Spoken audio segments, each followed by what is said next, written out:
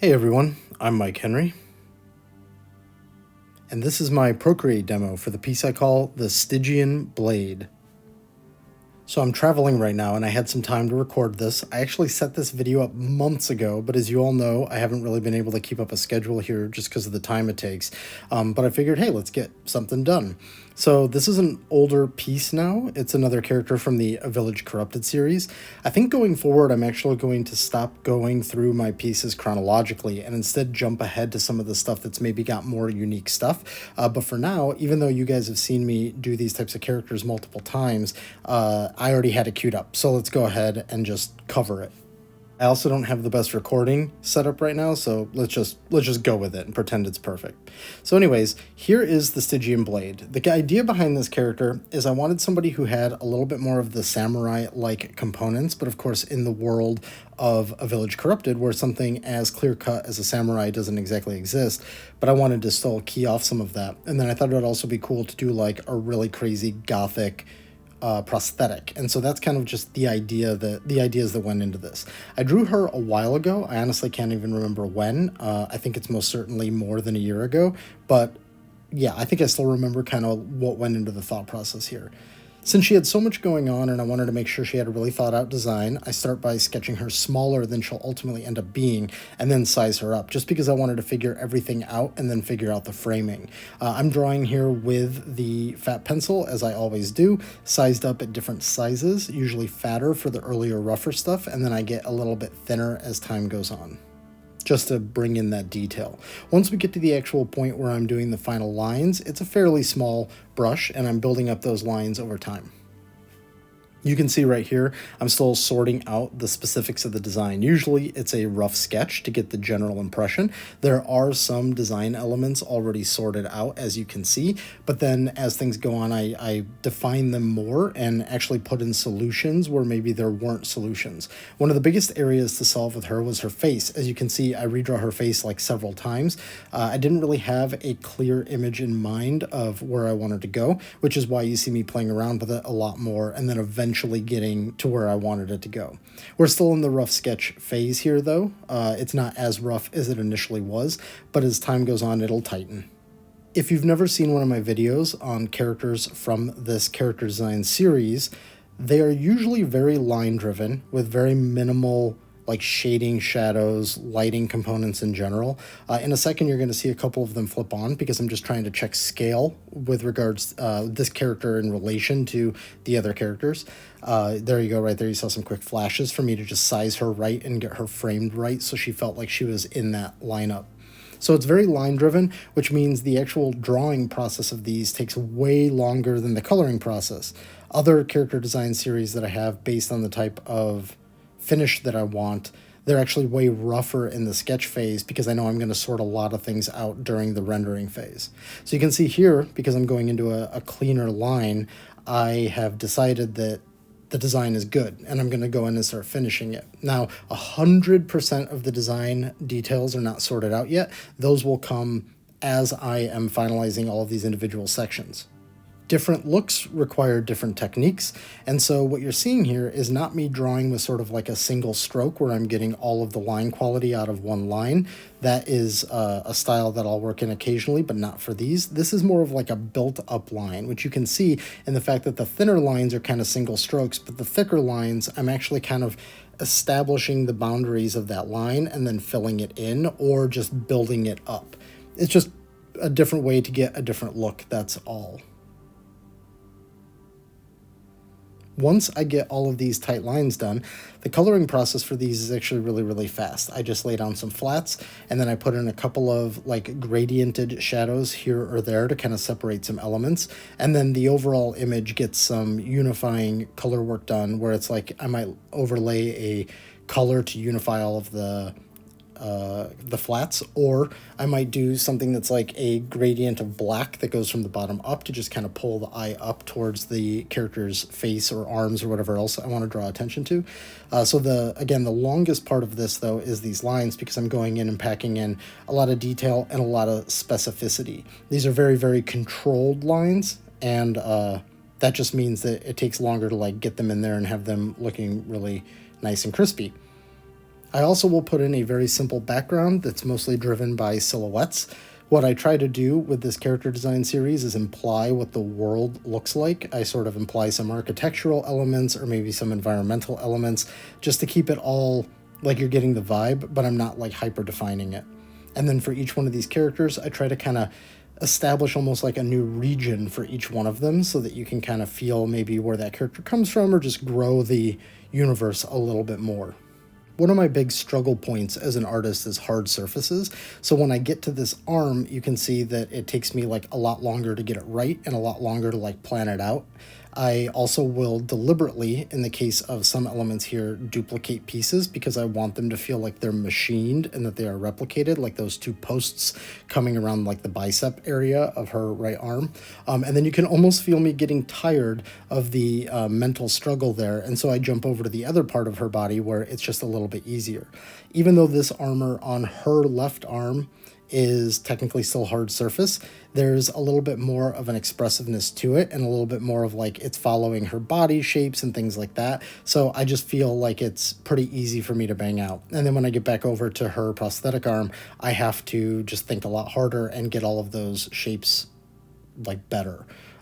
Maybe I'm worrying about it too much when I do it, but that's just like an area of stress for me when I'm trying to do something like this, which is why you'll often see me doing more organic stuff. I do lots of things like a robot arm or something like that here or there because I just think it's like cool, but those are the areas where I struggle the most with. So that's why you see me do things like get the face and sort of like tunic-y stuff like all done really, really quickly, and then I get to like the hard surface stuff and it slows down a little bit. Maybe it doesn't quite come through in the time lapse, but as far as like the real time of me producing it, I definitely spend more time thinking about that stuff.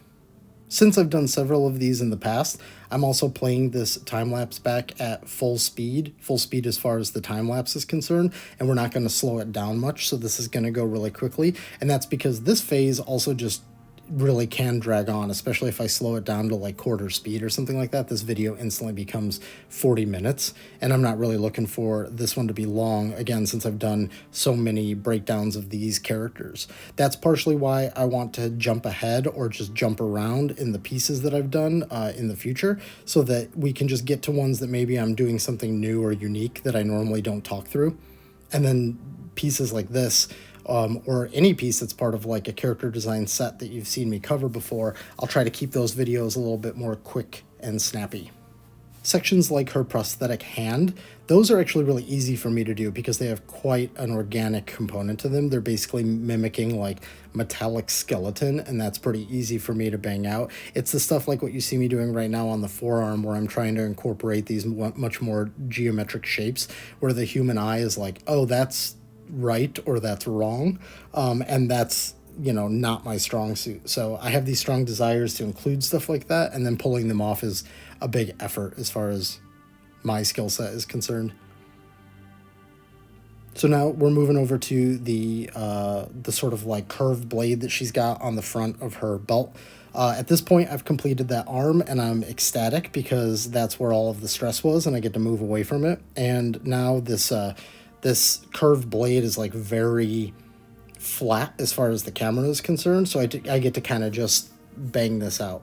It did get a little bit detailed though, because when I get down to the end of it, I put kind of all these like distorted faces and stuff on it, like it's, I don't know, some sort of soul cleaver or something like that, but that's just a little time consuming, but it's not a big concern. You can see whenever I jump around a lot, like I was starting to finish that and then I jump over to the other side, that's like me mentally not ready to like tackle something.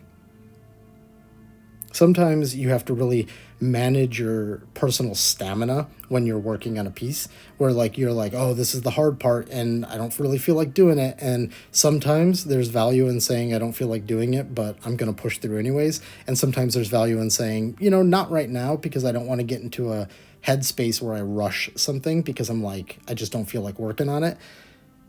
That way you just save it a little bit later when you've got more energy and you do a better job at it. So you can see now I'm in there doing all of these little souls.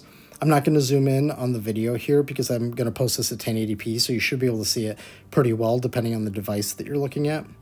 In the spirit of making this kind of a quick video that I get out the door, I'm not going to do too many fancy zoom-ins and things like that here. So this, again, is all done with the fat pencil. If you go into the description of this video, you'll see a link to that brush set. That brush set is just a basic brush set that I use fairly often. In my more recent stuff, I've been spreading out and using a couple of other brushes just to get certain looks, but it's still a majority of my work is done in that brush set. When I'm doing the characters from A Village Corrupted, I'm always trying to think of the ornamentation and kind of this like elaborate storytelling. It might not always come through as like the deepest storytelling, but the idea of like, where did she get that blade? Why does it have that thing wrapped around it? What are those things dangling from it? What's the deal with her arm? Why does the hilt on her sword look a certain way? All these different things. I'm just trying to think about like this world, and is there anything that I can infuse into here that like makes somebody ask questions?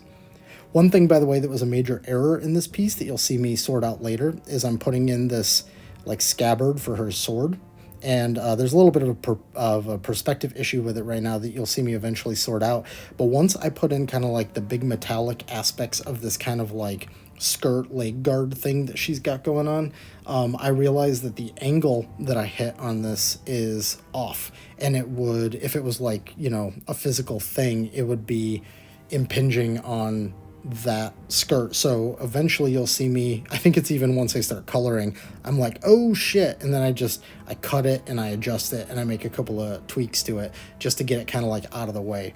It's not too destructive of an adjustment, but it was something that I was like, it was that moment where you're like, do I change it? And I was like, yeah, no, I should. It's gonna look really bad if I don't. You might also notice while I'm working on this that like I'll draw through some elements and then erase away.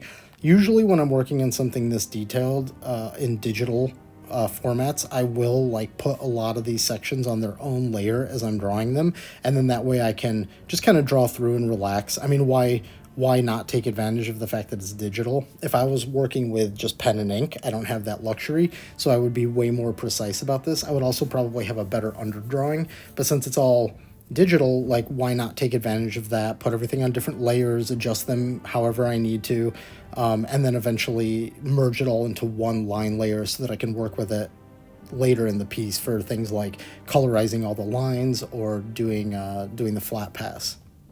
We're coming up to the part here where the skirt is taking shape, and you can see now how that scabbard is just completely whack in relation to that skirt, so you'll see me eventually go in and adjust that. We're also coming up on when we switch to flats, so I'll stop talking about lines here and switch to flats so that we can kind of pre-game that. So these final lines, I'm going to have all the sketches eventually drop out. We'll just turn off those layers. We'll get all these lines merged into one as I'm wrapping up this hair here. You can see in the original sketch too, she had bigger hair, and then I just thought that looked a little too, I don't know, just didn't fit with her character, so I kind of lop all that off and go with this like shorter, wilder haircut. And so once I get all this merged, the way that the Village Corrupted characters are is their line layer is actually like a tannish that's been set to multiply, and then all the flats then get layered in underneath that. And I do a couple of like duplication of the line layer and blurs and stuff like that. But once we're in the flats section here, you can see that it's picking up a little bit of that color. I'm not going for it to be like really saturated, like really, really colorful lines, but just like a little bit of that. So we've got the line layer on top set to multiply it, and then underneath it, I have a folder with all of these individual flats so that I can control all of this. And I'm being really, really aware of the layering that I'm doing here so that I can throw in little additional things like little gradients to separate stuff here or there. There we go. There was that scabbard adjustment. You can see me doing that right there to get it out of the way of the skirt and fill in those blanks there.